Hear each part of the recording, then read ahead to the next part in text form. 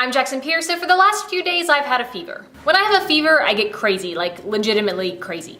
I start saying and thinking things that don't really make a lot of sense, and I'm not always sure how I got on the topic to begin with, and yet I keep thinking them anyway. Yesterday I found myself lost in thought, pondering the differences between the Gila Monster and the Komodo dragon. One is a monster, but one is a dragon, so which is scarier? I think the Gila Monster, because the term monster by its very definition is something scary, whereas, the term dragon is a little bit more flexible. I literally thought about that for like an hour. And then today, while I was alternating between freezing and burning up, I sort of wondered if that was how it felt to be able to control temperature with your mind. And then I wondered if I could start a fire with my mind, would I get hot because of the fire, or would I get cold because of the heat leaving my body to start the fire?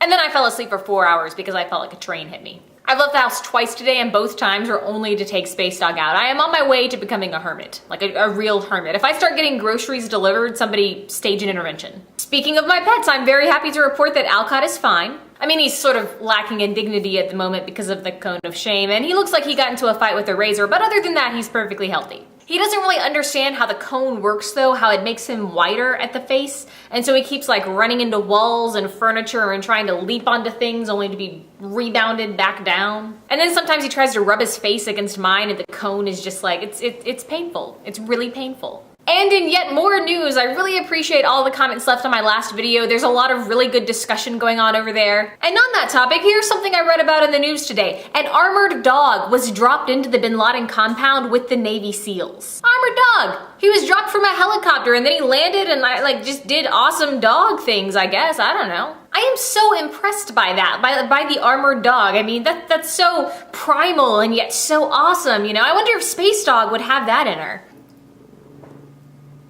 Yes.